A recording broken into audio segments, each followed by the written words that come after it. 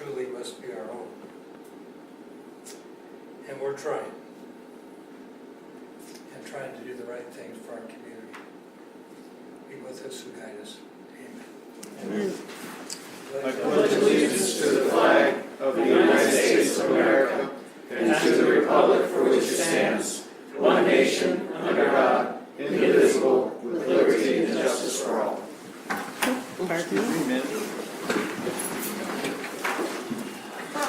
And we have a full house tonight. Thank you. Amen. The agenda's before you. Mayor, I move the agenda with a couple modifications that we removed item 10 as well as 11B1. Second. Moved and seconded. Further discussion? Not hearing all, please say aye. Aye. Mr. Mayor, I move that action item 11B be separated to 3 people for the purpose of voting separately. Second. Second, we'll change that. 11B3. D3.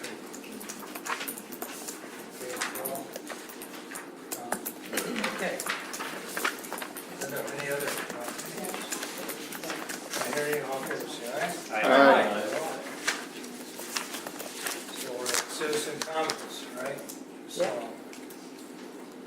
we normally have yellow cards out there, but if anyone wants to make a No, comment, they're not on the shields. Are can I they? get a yellow cards out there? Yeah, they're out there. Okay. So we're trying to keep a record of comments and names and addresses, so that it's for our minutes. Any other comments you want to stand up and speak? We'll get another shot at the end of the meeting. And here we're going on to Pamela.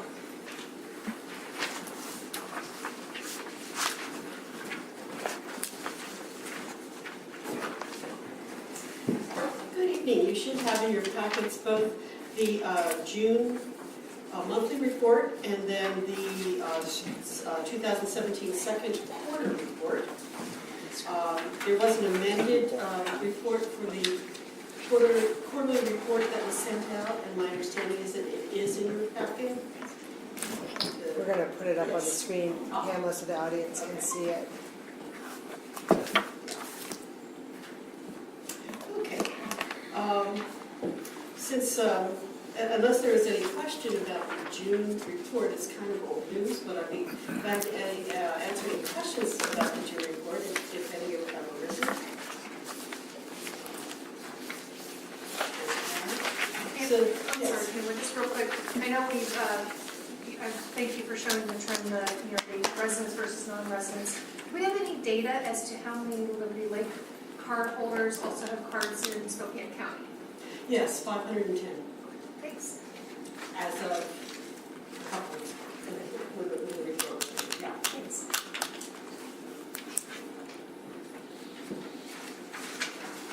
Okay.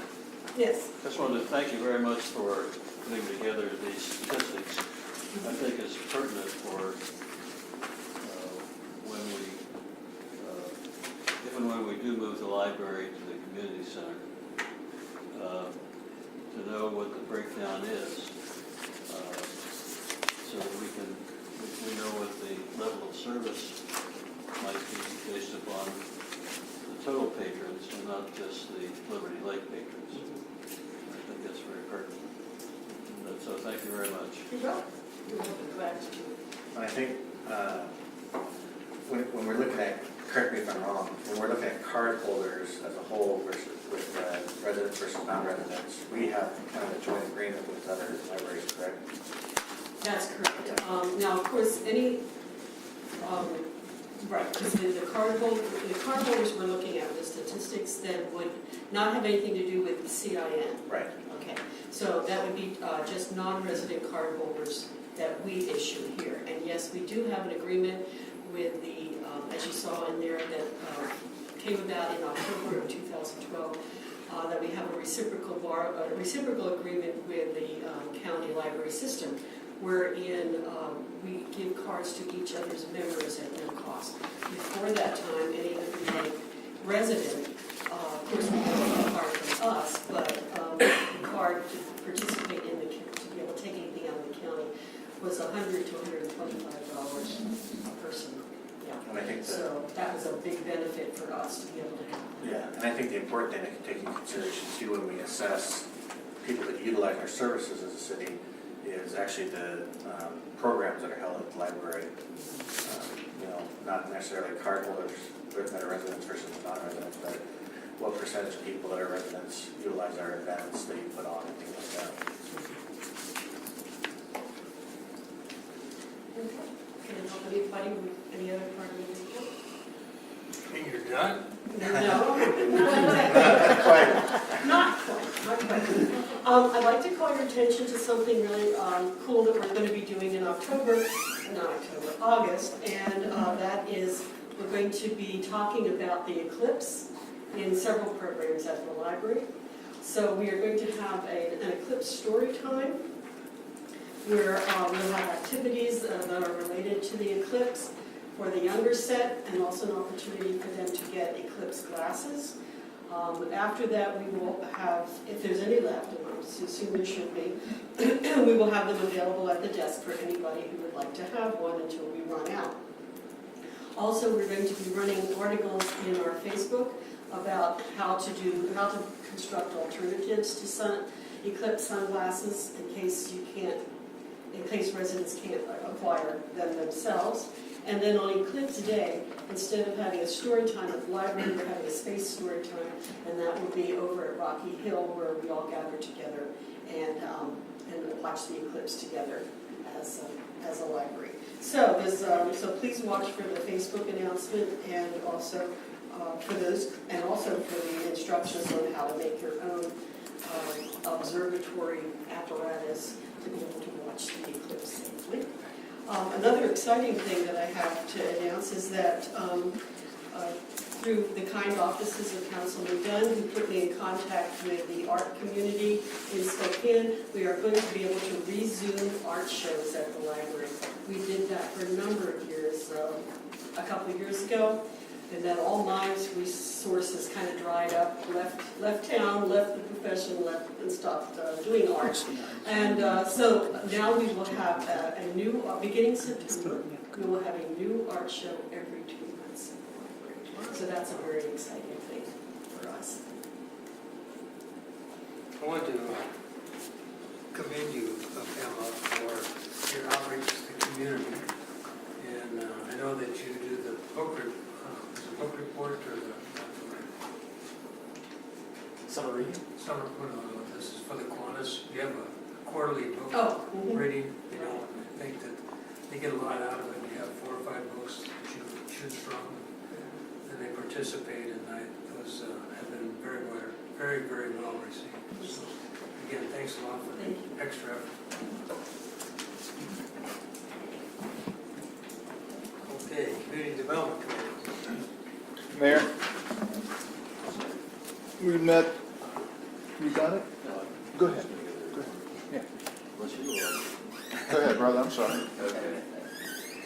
The Community Development Committee met on Tuesday, July 25th at noon here at City Hall.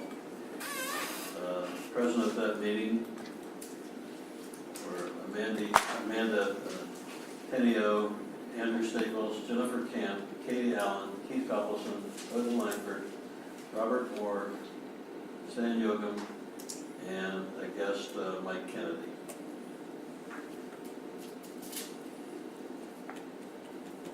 We discussed the City Council proposed agenda overviews for the future, including this evening's. We got the event calendar update from Jennifer, including, I'd like to mention, the Barefoot in the Park is this weekend. We discussed the Mission Avenue Trail. As you may know, some time ago, I think Shane brought up the possibility of doing something on Mission Avenue where there is no trail. And we discussed some possible options for making that improvement. We talked about the building permit activity for January through June 2017, and Amanda advised us that we're way way ahead of schedule. And we've already met the budget, I think, of $300,000 already in 6 months. So there's a lot of activity going on. It doesn't look like it's letting down any. We talked about the 2017 OFM population, and I think as of June 30th, it was like almost 10,000, 9,900, I believe. I've received an email from, I don't know whether it was a resident or not, about IKEA Urban Gardens, and I discussed that with the Community Development Committee, and they were kind enough to give me that project to continue researching. That's all I have, unless there are any other comments. Okay, Finance Committee? Finance Committee met tonight. Council members Brickner, Seavers, and myself were in attendance along with R.J. Stevenson. Did another quick legislative update. As I mentioned during the last meeting, the legislative session was just about finished, and it is now with no capital budget approved. And at this point, there is no plan for the legislature to return to session to kind of work on and get a capital budget approved. So at this point, I guess it's kind of up to us. We need to get on an email, on the phones, and call our legislators and try to encourage them to get back together and pass a capital budget. This does affect a couple of our projects coming up. It impacts the awarding of the RCO grant for Orchard Park. That's $500,000 out of $2.5 million that we are looking to spend on Orchard Park. It also affects a small solid waste grant that is given out every 2 years. The last time we got about $10,000. We were expecting it to be quite a bit less, so it's not a huge impact, but again, it is impacted.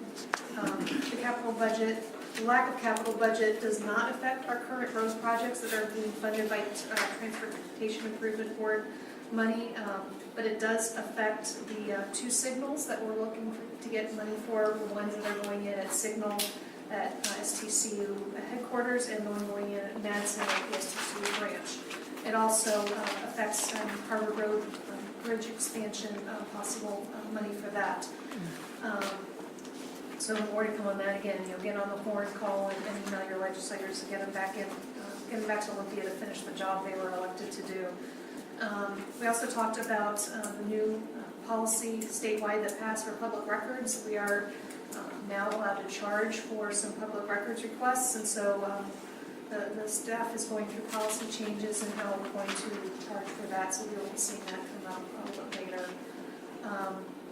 The golf course note, August this month is our final payment on the golf course. Yay! So that payment will make this month, and I asked Mayor No when we did the ceremonial burning of the mortgage on City Hall. So Put a big bonfire. yeah, at least We we have a burn bring a ban. shredder. We have a burn ban. I know, but let's bring a shredder and shred a copy of it or something in celebration. So that's really exciting. So one more debt off of our list. And that we did review the current investment portfolio, where we are, what CDs and investments are coming up. So there's more discussions being had on that. RJ and obviously he's one of our resident experts on those kind of things. So we've been having a lot of discussions on what where to move some of those CDs to, and RJ's going to follow up on that. Financial policy.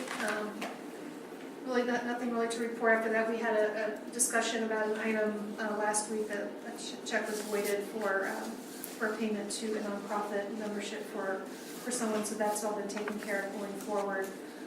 RJ has received the 2018 budget suggestions from MRSC, and I do believe we have our first public hearing on the budget. So that process has started, so it's the beginning of the fun season around here. So everybody, get your questions in for the 2018 budget, so that we can get your questions and concerns from the public as to how things work, and if you have questions on where our money goes or how things are funded, that's what we're open to hear everybody's suggestions and comments. We also reviewed vouchers. One of the ones in particular is that we got $9,000 toward parametrics on the on-call engineering for the Harbor Road Bridge design and the voucher for the Peridot Publishing information sheet that we talked about last meeting. That's it. On informative note, on Trailhead, we bought that in 2002 for $2.4 million, I believe. It was zero down. I think we might have got some cash back at the time. And so this is a momentous occasion for us 15 years later to be paying off Trailhead fully basically out of the revenues that helped us establish our Parks Department and so forth. So Trailhead was a good project and a great asset for the committee going forward. So congratulations to the golf pro, continues to bring in the money, which is good, and he's had an excellent season so far in the last couple of years. And continued growth out there in our Parks Department, although it has suffered all of our sprinklers. We have 5,000 sprinkler heads in about 600 boxes. And our sprinklers it's a challenge, and the main pipes there's a leak here, a leak there. It's a constant battle, but our crew really deserves a lot of credit to make sure that grass is green, the greens are mowed, fairways are taken care of, and we continue to have a beautiful city. So, public safety. Sure, Mr. Mayor. This afternoon, actually, the Public Safety Committee met. That was Councilmember Langford, Copelson, myself, Chief Asmus, and Chief Brian Collins of the Spokane Valley Fire, and Pamela Logan, our library director. Pamela had some observations of her June report, but I guess I'd also add that the 19th will be a thank you and appreciation for volunteers in our library. I want to recognize that our library has a great team of volunteers that also work to make it happen. Also that she's had great outreach to the Talon Hills senior community. The ability to provide materials and to collect materials from that group is an important outreach in our community that the library takes on. Over at Spokane Valley Fire Station number 3, still underway, still about a month ahead of schedule. Those firemen, they have good construction projects. They're on schedule to occupy by the 1st of December and vacate that building over on the other side of Harvard by the last of the year. So looking forward to opening our new fire station. He continues to develop the verified responder portion of the Pulse Point application. That's a really great way that AEDs are being actually distributed for qualified SV or Valley Fire Department personnel to be able to respond to life-threatening situations off hours and into private residences. So I think a great outreach for them. The backup 9/11 board is going to come out with a report summarizing the recommendation for 3 alternate sites, 2 of which are in Liberty Lake. We are popular for backup 911 activities. There's been 6 residential structure fires since we met last, and the fire season is on us, and it's houses though. And as a public safety announcement, don't extinguish cigarettes in potted plants because certain varieties are flammable. Just so you know that. Chief Collins has worked through a mutual aid agreement with Idaho adjacent, Coote County, which allows him and the adjacent county to operate in some reasonably agreed ways, which I think is really important for him to be able to respond and for them to be able to respond if needed. I'm grateful for the interagency cooperation between the 2 groups across state lines. That's awesome. Let's see, there's an integrated regional comm system coming forward at the county level to better, I'd say, equip for efficiency and effectiveness our 911 operations. So more information about that soon, but they're out there looking for voices of support regarding that potential project. Over in our Liberty Lake Police Department, of course, it's National Night Out, and there are 3 scheduled parties in our community, so the office will be traveling place to place to provide information and little goodies out to the kids. I think it's a really important moment to try and have some more outreach to our community. Chiefs, our group will be participating in a nasal Narcan distribution program. This is an antidote for opioid overdoses. This remedy, when applied, is life-saving and almost immediate in effect. That our officers are being trained to be able to use it, and that it's being distributed under a grant program. For reference, Chief Collins reports that within Spokane Valley Fire, every day there is an action, we'll call it, of opioid-based addiction or opioid-based rescue. So it is real in our community. Not, I would say specifically to Liberty Lake, but it exists in Spokane County. And that there are 160 deaths in our nation attributed daily to opioid-based deaths. So for our officers to come equipped now with an ability to antidote and to revive, I think is a great gesture. Let's see, back in our own operations, that health insurance, as it is applied or available to our officers, is being revised with respect to all cities' employees. And so I'll defer to Katie or other to make comment or actions or descriptions for the healthcare program benefit changes. But that's an important action. We want to take care of the officers, and that will be a subject of discussion in upcoming collective bargaining agreements. With respect to case activity in the city, that there were thefts at the Home Depot store, which escalated into robberies as their theft recovery group moves to confront people who are lifting things out of the store, and it turns into a confrontation that escalates to the basis of a robbery. So great moments for our public safety force to keep the businesses in our community safe. So of course the perpetrators in these situations are not residents of our community. They pick our places in our businesses out of whatever happenstance. And last but not least, not to be outdone, STA is booked to set 4 EV charging stations in the park and ride. So we can say that Liberty Lake was first, but many will follow. So, thanks. Other council reports. Just as a reminder to the council, Wednesday the 9th is the staff appreciation lunch. Staff will start rolling in around 11:30. So if you'd like to attend, in your available time, please attend. And just real quick from me, I sent an email to everybody reminding people that we need help manning the city booth at the farmers market. Shane and I have been there almost every Saturday since the beginning of the market. I know Councilmember Moore has been there pretty much every one for the last hour or so to help out. So neither one of us, neither Shane nor I, can make it this Saturday. I have PCO activities. Shane's got something else so he can't attend. So if anybody can help out Saturday at the market from 9 to 1, or any Saturdays after that, the help would certainly be appreciated. If help doesn't start coming, we need to seriously rethink doing the booth next year. Thanks. Okay. I have a couple of things, and Chris touched on it.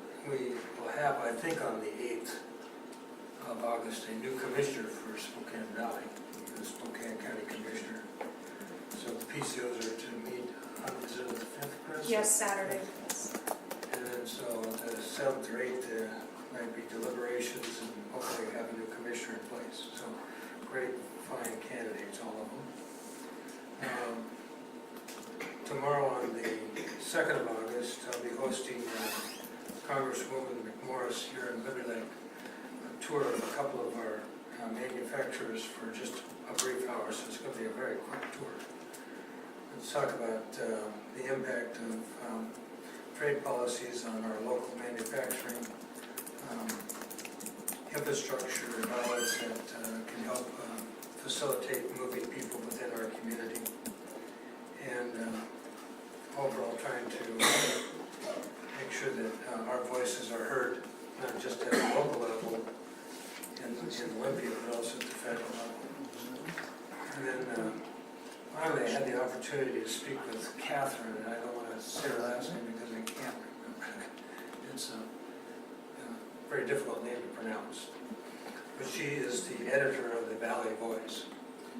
And I had a lengthy discussion with her in regards to reporting on Liberty Lake items, our community, in that Thursday edition of the paper. So our goal is to have outreach to the Valley Voice, create an interface position with a Tate and one of the other people, interfacing so that we're getting our traffic studies or traffic situations notified in the paper, activities at the council, perceived prospective activities taking place, and a little bit more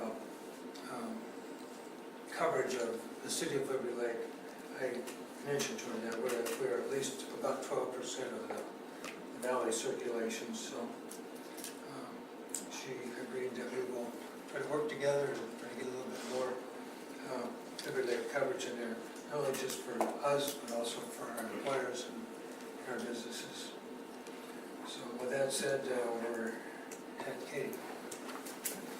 Okay, thank you, Mayor and members of the council. It's always good to go last because most of these things have already been mentioned, so I'm going to go fairly quickly. One of the things that's come up, I'd say in the last 3 to 6 months, is a conversation with the Centennial Trail folks. This is actually managed by State Parks, but there's a partnership between State Parks, Spokane Valley, and they're interested in entering into a partnership with us, having to take care of the maintenance. Technically, the Centennial Trail is not inside our city limits, but we all know the River District, as that develops, our citizens are going to become high users of the trail from here to State Line and probably towards Barker. So Jen Camp has been attending some of the meetings. I can tell you firsthand that there's great appreciation that Liberty Lake is at the table now. We're kind of moving a little bit cautiously because we're not sure that we want to we're cautious of how many resources we want to dedicate to it. But overall, it's a very positive move, I think. And I think the Centennial Trail is going to become a bigger part of our community as the area just south of the river and in the River District develops. There's going to be more of that interface between our citizens and the trail. So I think it's all good. Wanted to mention that. And then I'm going to turn over to Andrew. He's going to talk about a couple projects that are probably front and center. And so, Andrew. All right, so first of all, our Liberty Lake Road project is still on schedule for being completed on the 21st. We're supposed to be paving in those last couple days of the project on the intersections. So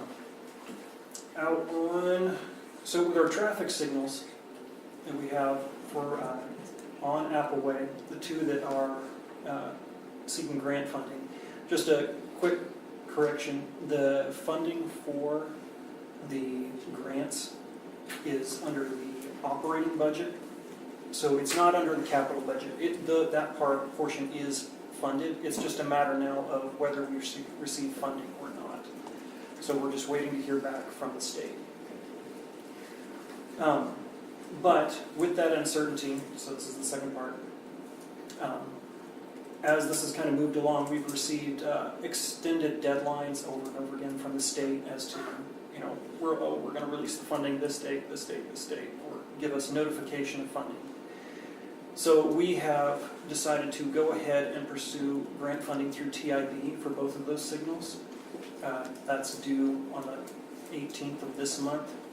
So our Farron Piers, who is working under KPFF for doing the Harvard Road Bridge and our signal design at both those intersections, is going to be completing the application for that. And so all of you know that we have franchise agreements and different agreements with utilities and water systems and sewer systems throughout our city with franchises. That's how we govern how our right-of-way is treated. When people come in, they apply for a right-of-way permit, we go through a review and traffic control analysis and make sure that what they're doing is appropriate. We have a few agencies in the city where the legislation is a little bit cloudy, so we want to provide consistency in how we apply those rules to our right-of-way and make sure everybody's playing by the same set of rules.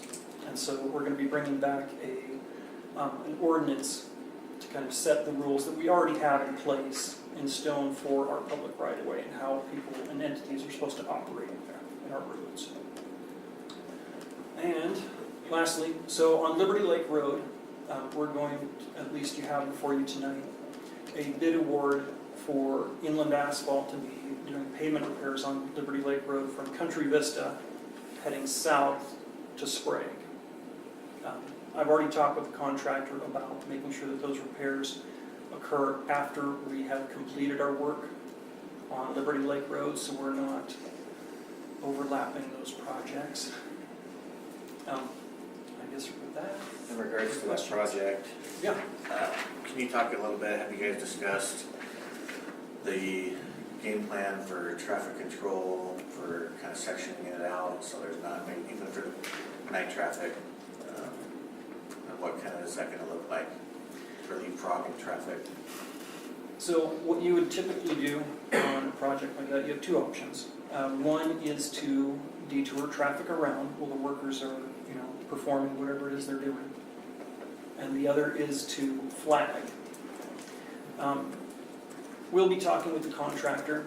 Obviously, we want to make sure that whatever traffic option that we end up going with, that it is the most efficient, cost-effective, and that whatever we choose is very clear to the public, so that there aren't any surprises. What direction are you leaning at this point? It would be most efficient to shut it down for one day and have everything just done. It will extend the work a little bit if we leapfrog or close down sections at a time. But I'll be talking with the contractor about those options. And you're gonna have discussion with fire and police as well, I assume? Yes, absolutely. Thank you. And what is the price point for the signal light total? How much? So what phase, for construction or for the design? Both. So the design, if I remember, I'm going off of memory, so don't hold me to this. It's an estimate. Our budget is not 190,000. But construction for both of the signals is about 1.2 million. About 600,000-ish per piece. And how much do we expect for the grant money of that? Grant funding through the state grant, at both of them, we're somewhere at around 30%, 35% match. So we would be looking at probably picking up about 400,000 to 500,000 of that. Thank you. Andrew? Yes. We spoke last week about the existing construction that's taking place and the length of the lights Yes. that extend into the weekend as well. Yeah. And we were trying to see if we could shorten those up for the weekends. Was any progress made on that? Yes, so we spoke with the contractor. As you know, what we have on the weekends, we have very light traffic. And the concern that was raised was making sure that we shorten that timing as much as possible for the weekend traffic, because no one wants to sit at a light where there are no other cars. You're watching a green light just sit there and you have cars on 3 other legs. It's extremely frustrating. The main problem we have is the pedestrian timing. So there's a minimum amount of time. We all know that we have pedestrians crossing our roads throughout the weekend. People accessing the Centennial Trail, going to and from the grocery stores, from wherever they're going to. The pedestrian timing is what controls the time across the intersection. You need to have a certain amount of time for the pedestrian to get across. And we have legal requirements for how much time we have to give them. And that is what is controlling that minimum time over the weekend. What is that minimum? As of right now, this is another thing going off of memory. It is somewhere around 30 seconds, I believe. As of right now, though, as it stands, so I'll take east-west traffic as an example. Yeah. You have one group, let's say east going, it goes for roughly 2.5 minutes, ballpark. If I remember right? It depends on the time of day. So if it's during peak, So just as an example, let's say Oh, it's 2.5 okay. minutes, okay? So then you have the other lane going individually west at 2.5 minutes. So, I'm just using it as an example, I'm not saying Yeah. that's the time, but just as an example. So That's- so east goes, then west goes. Right, Okay. about 45 seconds, 30 to 45 Okay, seconds. so- Okay. On the weekends, can we have east and west going at the same time and north and south going at the same time? To modify because it. And the reason I asked that is because I did sit there on the weekend when I was doing even police work, and I saw 4 people on a bike get off their bikes to walk across the construction, but they had to wait there for quite a while because it was going light, Yeah, they do. light. And so there's another, I guess, legal issue that you run into at traffic lights is that you have to run pedestrians with the phase that's closest to them. So let's say I'm a pedestrian, I'm sitting there at the intersection, and I'm right there at the, let's say, Country Vista. sitting at the northeast corner by the bank. Yeah. And I want to cross over 2 yokes. Very common, we see people do that all day long. Right. I have to wait for that light there in front of me to turn green. And the reason for that is, legally, when you have traffic coming the other direction, so the eastbound traffic, For the turn. you can't have those left turns turning into the pedestrians. Yeah. So that's why they have to wait. Perfect. All right, thanks. We tried. Only about 20 more days of pain, right? That's right. And That's counting. correct. I may be counting minutes, Mayor, right now. Thank you, Andrew. Yeah, you know, I have to say, this contractor that we have out there, working during the night has, I think, been a blessing because they haven't had to work in the heat of the day. And it's been, I think, all things considered, tearing up your main street is never fun to do for anybody, not the residents or the businesses, but this has gone very well, and I just have to tell you, at this point in the contract, we have a contractor that's been extremely responsive, quality work, clean site, safe site. I know everyone's frustrated, we all are, we've sat through those cycles, but when it's all done, it will be worth it. So, state grant funding, I know Chris Kaminskis, Councilmember Kaminskis touched on these. RJ, did you want to add anything? I don't think there's too much more to add other than maybe Orchard Park. It's a $2.5 million budget altogether. $500,000 of that was from RCO. We still don't own the property, and that is coming forward here at a council meeting soon to acquire the property, and we still have a $2 million budget that we can move on. The trick with RCO is if they do meet in session, they won't reimburse, they won't cover anything that we construct ahead of a grant agreement in place. So if we're setting aside something specifically that the grant's going to pay for, that's what we're covering it for. So we just want to take word of that. Okay, Thank and- you, RJ. Okay, so item number 4 on this list is related to the resolution on city council rules and procedures. So there's been questions about residents giving their address in a public meeting, and I think we all can understand some of the concerns raised by that. So what we talked about in our staff meeting, and the mayor and I had a conversation, is really sticking to the yellow card. So if you want to speak, that's great, just fill out the yellow card. But that when you come up to the podium, you really don't, I am so-and-so, and that's all you need to say. And the card will indicate, whether or not you're a resident or something like that. So we're working on the resolution, but before we do, Ann's going to help us with that. I want to make sure all the council was okay with changing that resolution. Because right now, the resolution says that a speaker shall provide their address. So for us to change that, we need to change the resolution. Is Or it is it an legal ordinance? for us I'm to sorry, ask it's a them to resolution. identify whether they're a city resident or not necessarily give their address? I'm sorry, say that. Is it legal for us to ask that somebody who's commenting or asking a question, say whether they're a resident or not, versus, I think, so we know yes. upfront whether they're a resident or not necessarily providing their address, because that's always helpful information to have. Right, so what I hear you saying is, please introduce yourself and let us know whether or not you're a city resident or city business or or an employee of the city or something. Well, just even, if you're basically, do you live in this, are you a city Okay. resident or not? We could do that. As long as we're not crossing any, legal boundaries with that. I'll check into, at least let us know whether or not you're a city resident. Okay. There's no more comments, so we're working on that. I'll come back, and then just a few dates to remember. So August 1st is tonight.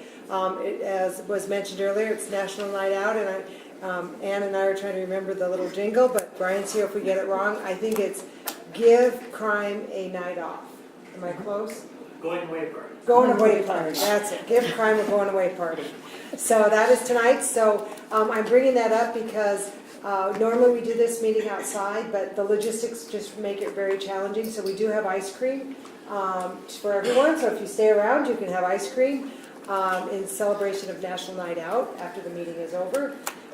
It is election night also, so this is not meant to be pro or con to the ballot measure that our residents received this cycle, but I believe the mayor indicated that the Spokane County Election Office will start releasing results about 8:30, if I'm not mistaken. So you can figure out which way the election ended up going.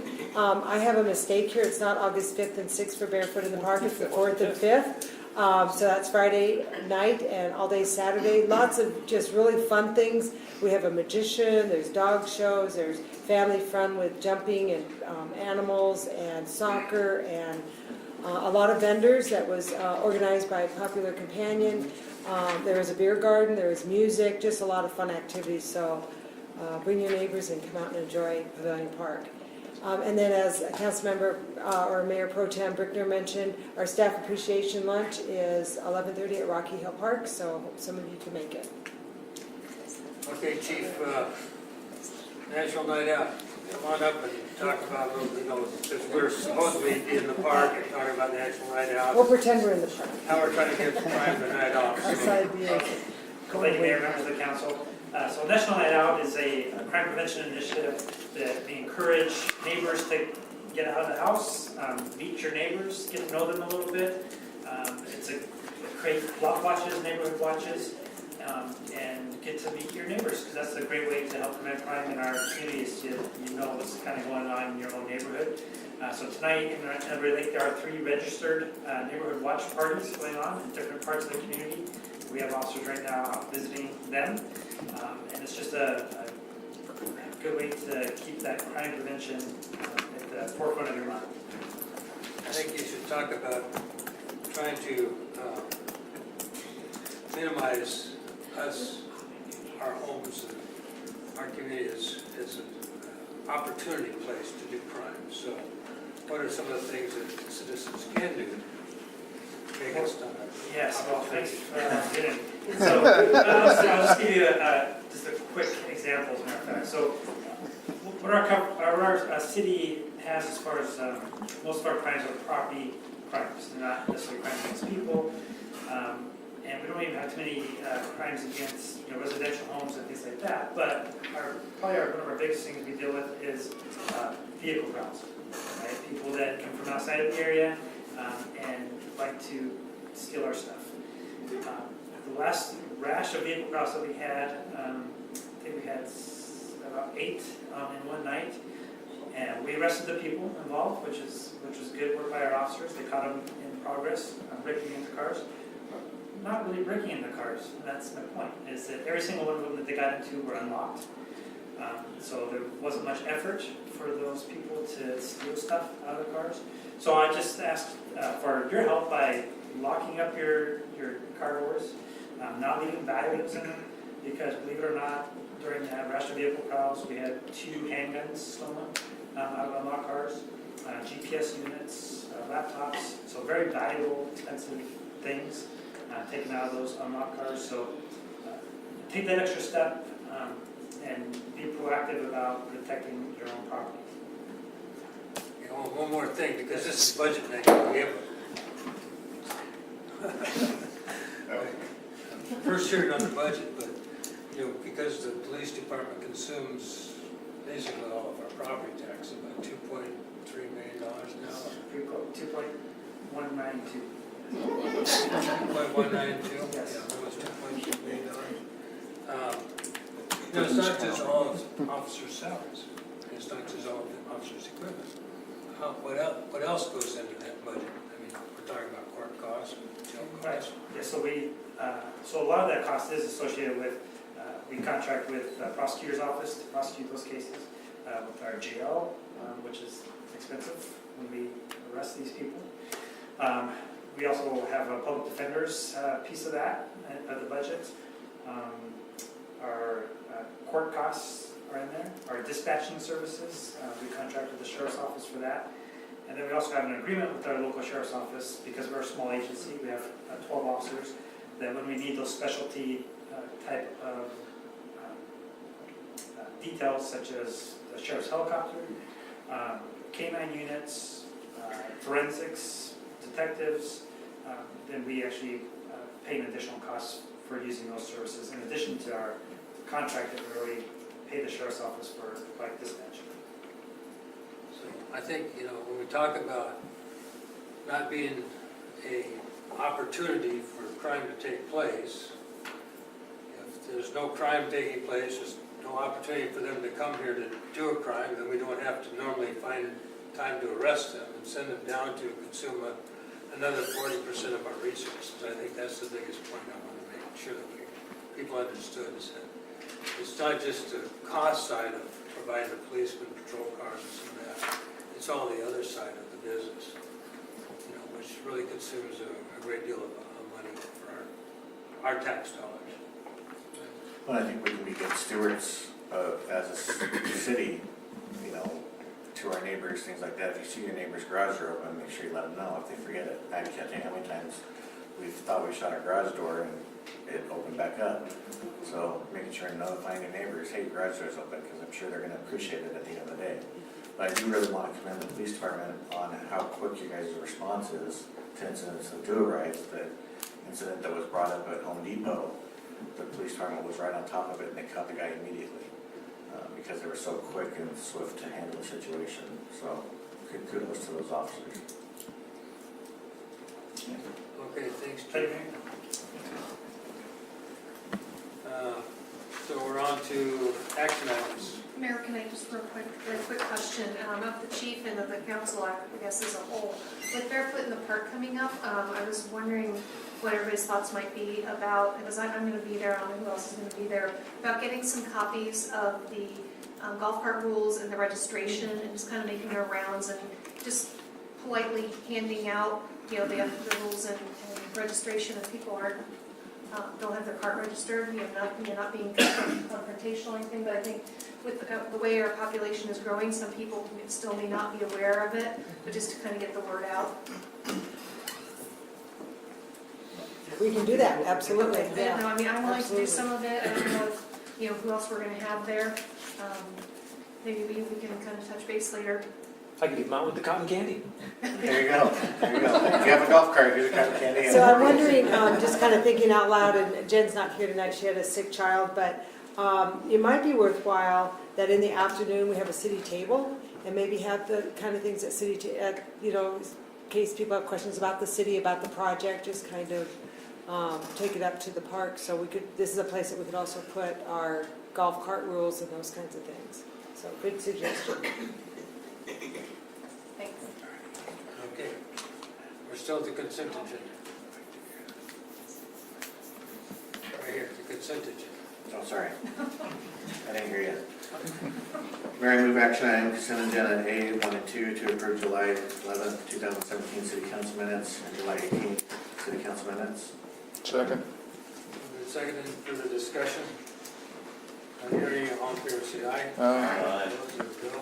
Mayor, I move action item 2 to approve August 1st, 2017 vouchers in the amount of $76,895.20. Second. Discussion? Not hearing, all in favor, say aye. Aye. There you go. Mayor, I move action item B2 to award base bid in the amount of $99,412 to Inland Asphalt Company for 2017 citywide pavement repair and approve an owner's construction contingency of 5%, roughly $5,000 that will be managed by staff. Second.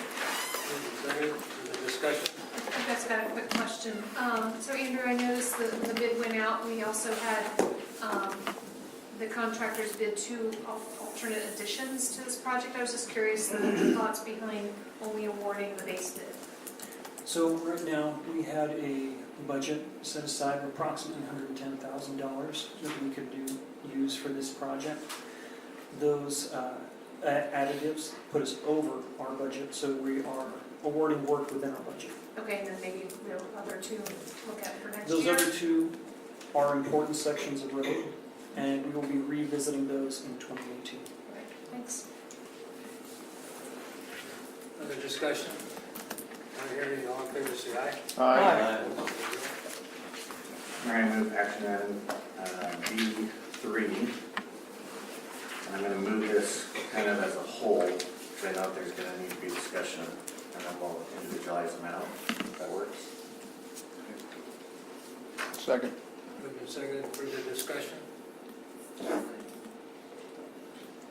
So let's start keeping maybe original suggestions and then the agenda to separate out. I don't know if you want to start discussion or. I don't have discussion. Oh, okay. All right. So, I guess, I'll start. Why not? So I know, the history with this, I know the mayor had asked, I think, the Community Development Committee to go through, I think we had how many applications, 6 or 7? 6 applications for planning commission, 2 adjunct members and 1 voting member. I believe they took that to committee and made a recommendation. And then I think, Mayor, I think you interviewed everybody. And I guess first my question is, I think I know the answer, but I was going to confirm with the committee what the recommendation was and where we are today. Our recommendation was at the time is to, I think we narrowed it down to 3 individuals. And we gave the mayor the names of those individuals. We didn't recommend that a voting member or non-voting member, just the 3 people that we thought would be qualified for the position. Bless you. Okay, I'm okay personally with the 3 applicants. The question I'm having is the choice of voting member. Bill, I think, has been a great contributor. My concern is on with regards to application. My concern was that he was only interested in being a voting member and didn't want to basically waste his time if he wasn't a voting member, and that concerns me because as council member and planning commission members, we need to represent the whole city, and I guess my concern is that maybe the focus would be just on Legacy Ridge and not on the community as a whole. So I just kind of want to bring that out there for discussion. So I guess personally, I have a personal concern with regards to the choice of the voting member of the 3. Yes, I have the same concerns, and I also have concerns about the possible conflict of interest. Because the individual is a building contractor, and I think inherently that creates a conflict of interest.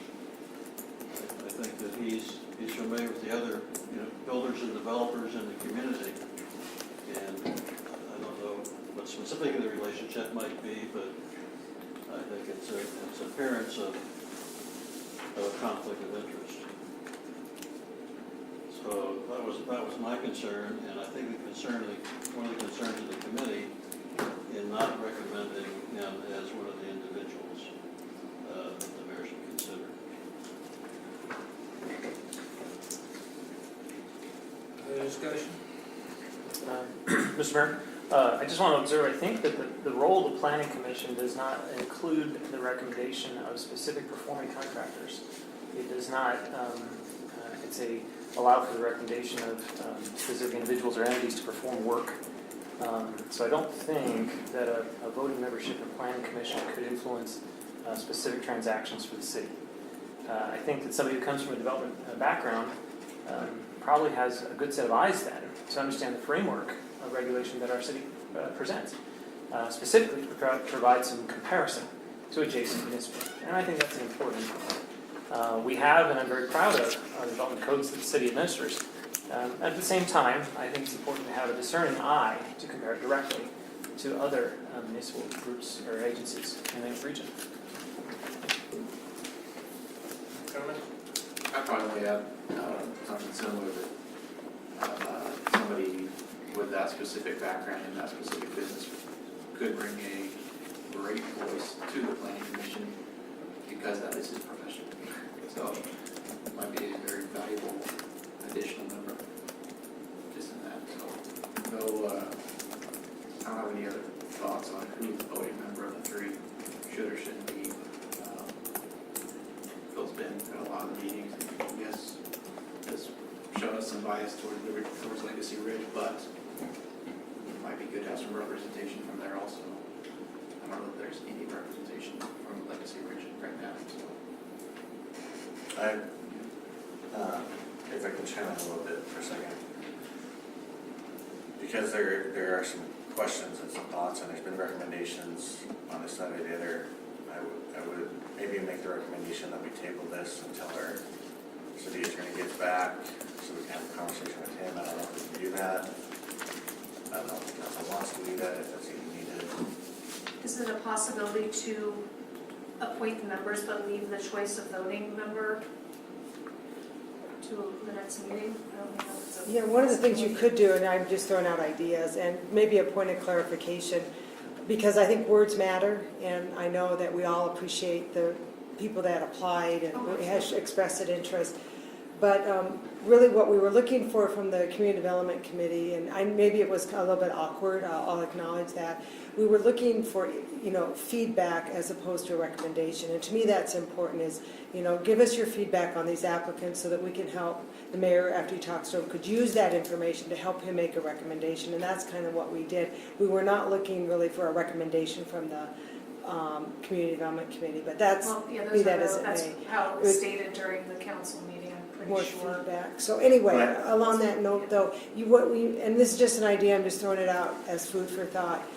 If you want to appoint all three and then maybe ask the three individuals which of them wants to be the voting member. One of them may want more training than another, one may have a stronger interest. But the other thing that's important, and Amanda always reminds me this, is that even an adjunct is a voting person, because if they don't have 100% attendance, which happens frequently, then an adjunct votes. So it's very, very common that an adjunct would vote at a commissioner meeting. It wouldn't be uncommon at all. But that's just an idea, Mayor. I don't know. Ultimately, it's your recommendation, but perhaps the three, you could appoint the three and let them decide which one's the voting member if that's an issue. But just an idea.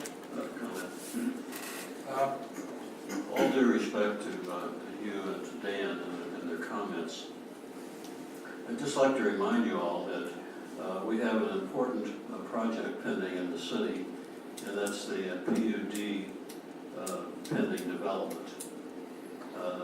And therefore, I think that the people on the Planning Commission do have an opportunity, I think, to the voting members have an opportunity to establish the development criteria, development standards for that PUD.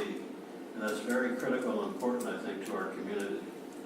And I would be against having a builder, developer be included in that discussion and have an opportunity to vote, to make a recommendation to the city council on that matter. Thank you. Okay. Well, from my perspective, the reason that we recommended these three individuals, and they're great people, was from my perspective, a couple of different points of view. One of the things that I've always wanted to try to ensure is that everybody got a fair voice within the community. Whether it be at the council, whether it be on the planning commission, whether it be at any of the other, the library, etc. So you get the people that are interested, they put their name forward. That's a big step. That's a big step because they're committing to 3, 4, 5, 6 years of no pay. Volunteer effort. To show up, be concerned. The second thing is, when we looked at the planning commission, a number of the members are all coming from out of the Rocky Hill area. And one of my goals was to try to see if we can get more representation, whether it be from the River District or Legacy Ridge, some of those other areas other than Rocky Hill. Different points of view, different neighborhoods. As far as to be a contractor, non-contractor, etc., well, Jeff Sitten, who sat on the planning commission for, was it 3 years, 6 years? Who? Jeff Sitten? Jeff, I don't know. It's 3 years. 3 years, so. Well, Jeff was a contractor, so Jeff was on the planning commission, I think it was Bob at the time. And I know the number of I know Stan, who leads the planning commission, has done some development in and of himself for his properties.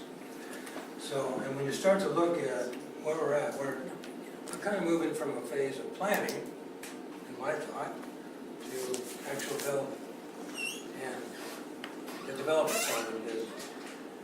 It's always good to have people that know what the development side of the business is, to give that guidance. You know, the planning commission gives us a perspective of what our policies should be, but those policies are set at this table, not the planning commission. They're recommendations. They make a recommendation, and we can say yes or no. That's how it works. And then in my conversation with all 5 of the 6 of the individuals, I've chose to appoint Phil Foiler, as the voting member, Tom Chamberlain and Jamie Freese as adjunct members. I went over the kind of the reason what happens to an adjunct member. Normally adjunct members come on, they vote when people aren't there, and then they move up in the next section. We didn't have anybody else to move up right now. So that was my recommendation, those are my choices, and that's what I brought to the council. Shane? If I could make a recommendation, and I'm more interested in seeing if anyone has any objections to this, because clearly there's some challenges here, concerns here, that we appoint all 3, as Katie mentioned, and my next recommendation would be that we let the planning commission vote as an organization on who they feel should be the voting member. Are there any objections to that? I would prefer to have an individual vote. I would also.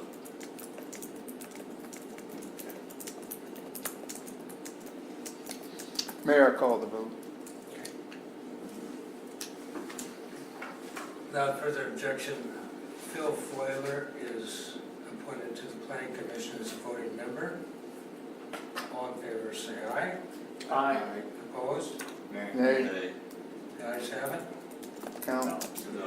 Count. No. Okay, division of the House. Okay, all for Foiler. Raise your right hand. 1, 2. Okay. 3. 3. You. So Hugh and Hugh, Shane, and Dan. Hugh, Shane, and Dan voted yes. All opposed?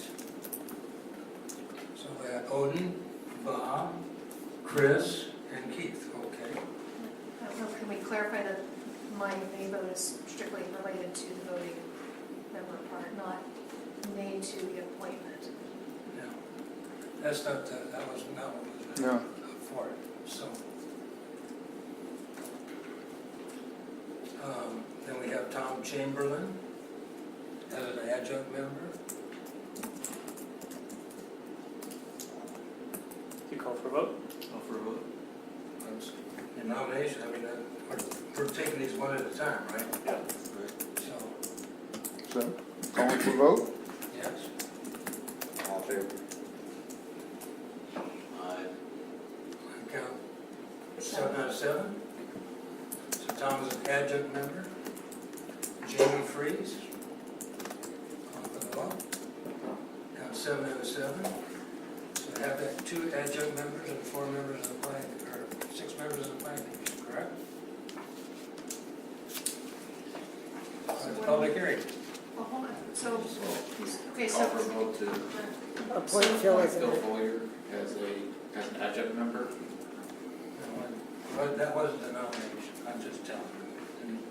The nomination comes from the mayor, and you vote on it. You chose what you wanted, which is fine, I understand that. Vote's I been just want called to and move on to the concluded. public hearing. Vote's been called and concluded. The public hearing is on the City of Liberty Lake 2018 budget.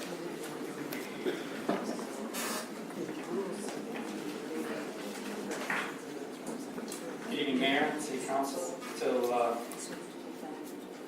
to go through this fairly quickly for tonight,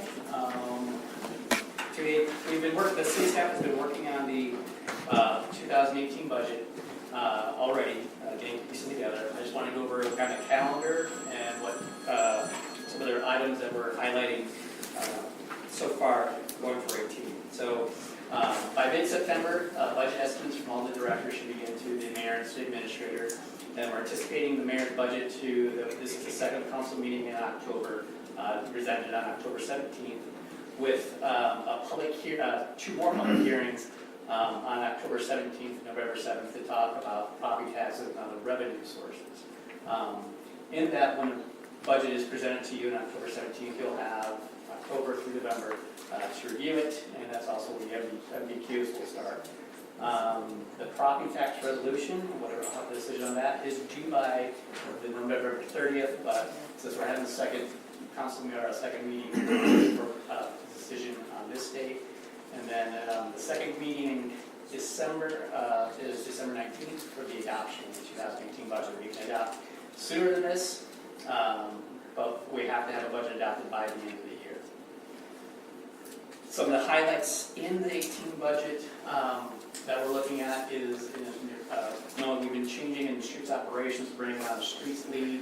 We're looking at, still have storage. We have a very large truck coming. So we're looking for possible future storage for that. We've been talking about that, transitioning from more of a contract to maintenance in-house. So you see those changes in the budget, and then snow and ice removal because of the truck that we're buying. We're doing our de-icing in-house. That was something with the contract. So those will be some changes in the budget you see for 18. And we have streets capital, which includes the Appleway signals, our road bridge, pedestrian crossings, Henry Road would be another one that would throw here. So this is just a quick highlight. Stormwater operations and maintenance, because we brought on our streets lead. He's also taking up, you've seen some work that he may have been doing out on Country Vista and some of the storm swales there. So we'll see more of operations in that. We have the irrigation at Pavilion Park and Trailhead. Driving range we talked about at Trailhead also. And then Orchard Park development, which is, we've got a budget in for 17, but that's always going to carry over to 18 for construction. And then we're evaluating staff resources and how we have people deployed, since we're bringing more stuff in-house. Our street needs to support in some of these other areas. With that, since this is the first public hearing to get input from the citizens, this is not the only time that citizens will get to talk about questions on the 18 budget, but this is the first opportunity to have any questions. With that, Mayor, unless the council has any questions on this. RJ, just would you back up one slide, please? Yeah. Thank you very much.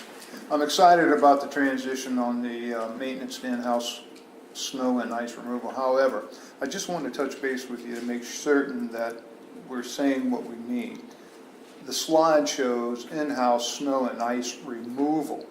Are we moving that way, or is this simply for icing? Icing. So we're going to be doing our own icing, not necessarily snow and ice removal. Very good. I wouldn't mind seeing us going the rest of the route either. Thank you for that.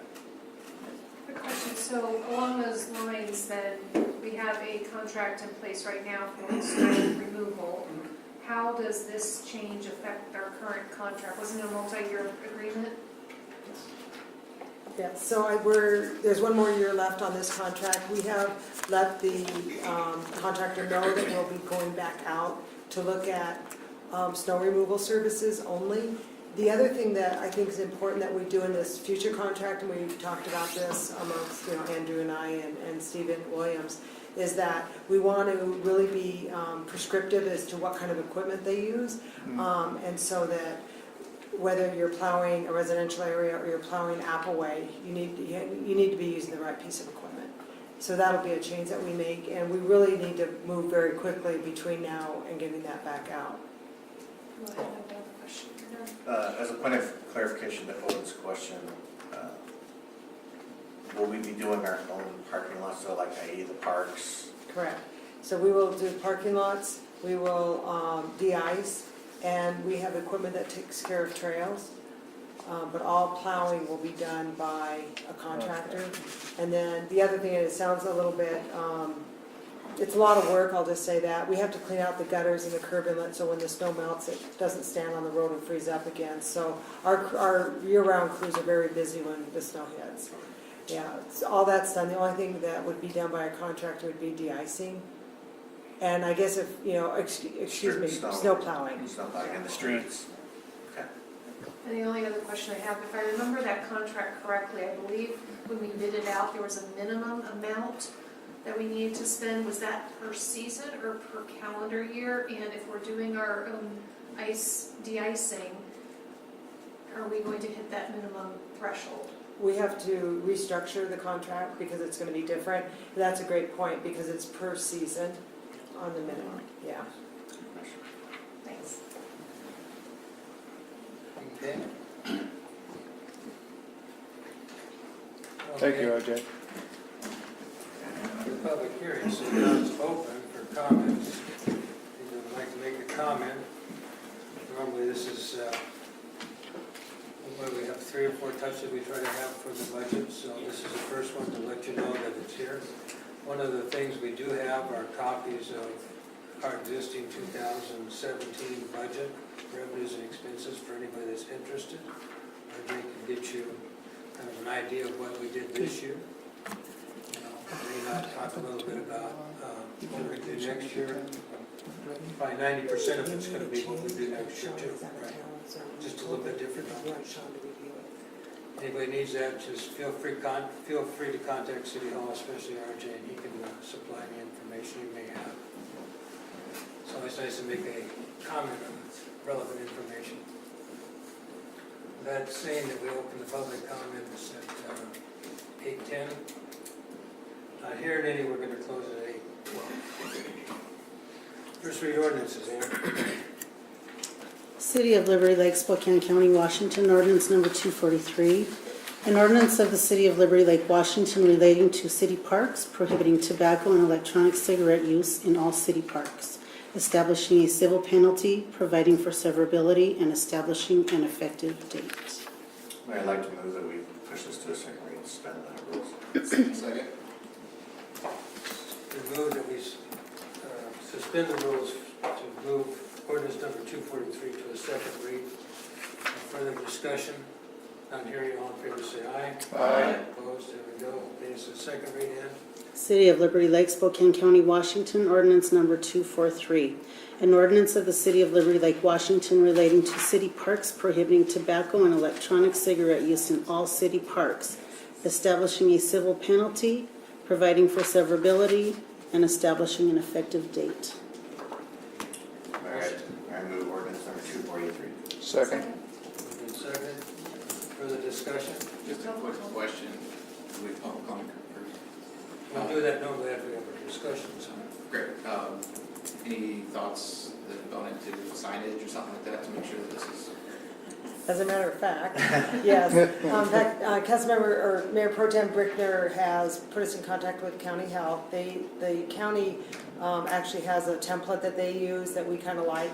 So we're going to call their department to see, their sign department, see if they are willing to make signs for us. We're going to have to buy them. Basically, and Brian and I talked about the sign, there's a no smoking, no vaping, and no chewing.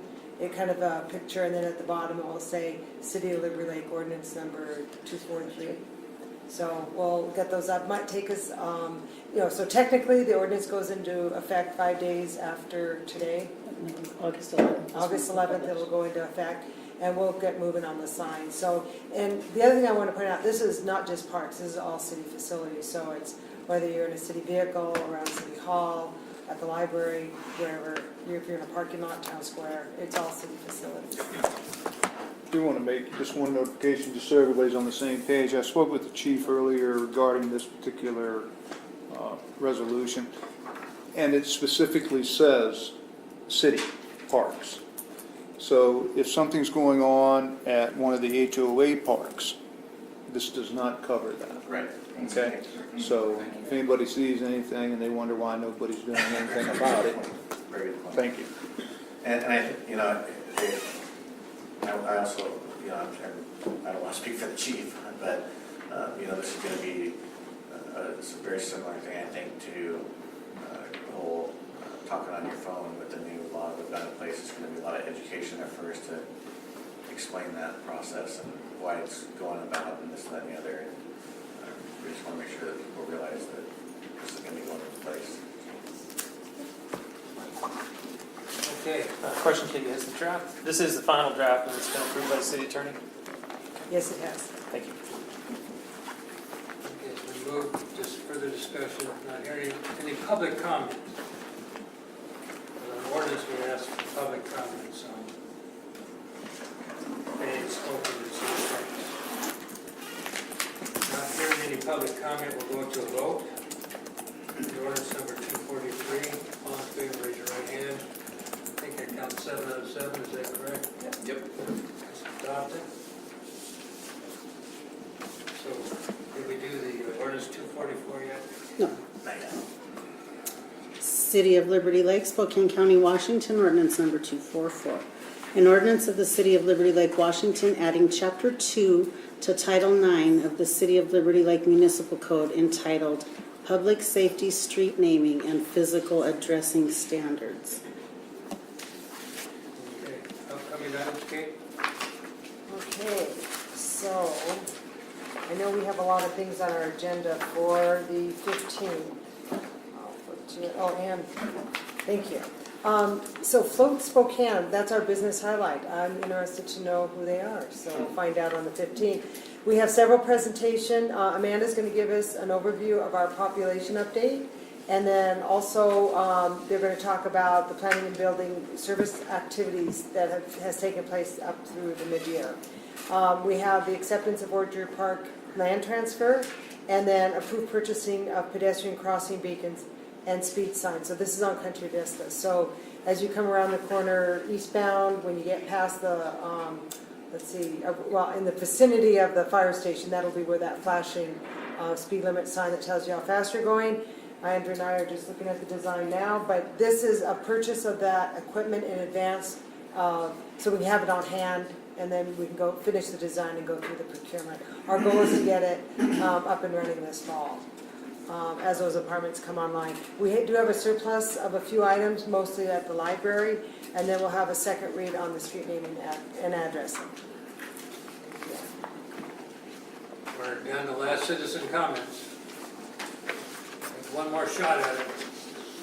Missed the public hearing, missed the first one. This is the last go-around, last rodeo for tonight. So, Mayor, I just want to add a clarification. I was looking for the ordinance 243 related to smoking, and I do want to correct what I said. It really only pertains to parks and recreational facilities and the like.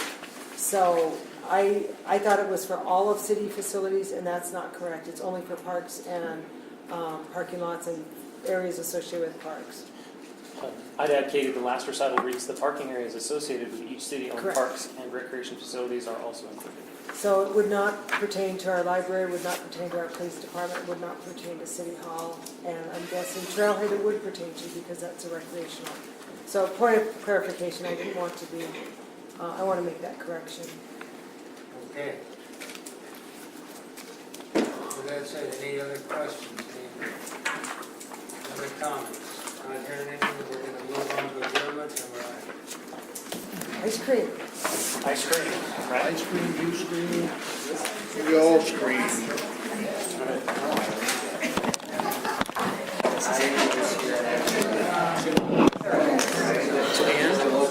Thank you so much for making this computer available. I appreciate it. I saw you were having I don't know.